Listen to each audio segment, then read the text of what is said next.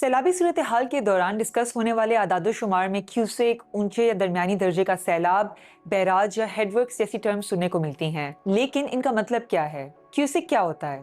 کیوسیک پانی کے بہاؤ کی مقدار ماپنے کا پیمانہ ہے، یعنی اگر کسی جگہ سے ایک سیکنڈ میں 1 کیوبک فٹ یا 28 لیٹر پانی گزرے تو پانی کی وہ مقدار 1 کیوسک ہوگی۔ سیلاب کی صورتحال میں دریاؤں سے ہزاروں کیوسک پانی گزرتا ہے۔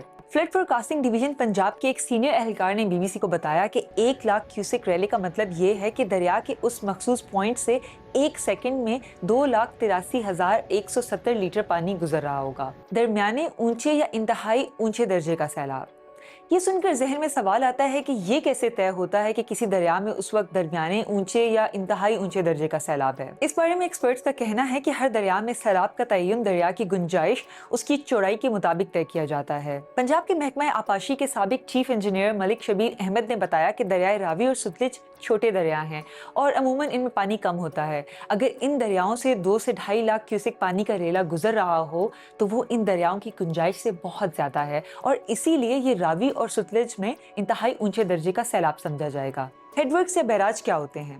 کسی بھی دریا پر پانی کی نگرانی کرنے کے لیے ہیڈ ورکس یا بیراج بنائے جاتے ہیں، جن کا مقصد دریا میں پانی کے بہاؤ کو ریگولیٹ کرنا ہوتا ہے تاکہ دریا میں پانی کی سطح اس حد تک رہے کہ پانی نہروں میں جا سکے۔ ایکسپرٹس کا کہنا ہے کہ مختلف دریاؤں پر بنائے گئے بیراج پانی کے بہاؤ کے مطابق ڈیزائن کیے جاتے ہیں اور ہر بیراج سے پانی گزرنے کی ایک مخصوص حد ہوتی ہے۔ ماہرین کے مطابق اگر دریا میں پانی کا بہاؤ زیادہ ہو اور بیراج کے تمام دروازے کھولنے کے باوجود بھی پانی کا بہاؤ کم نہ ہو تو بیراج کو ٹوٹنے سے بچانے کے لیے دریا یا ان سے نکلنے والی نہروں کی پشتوں پر شگاف ڈالا جاتا ہے۔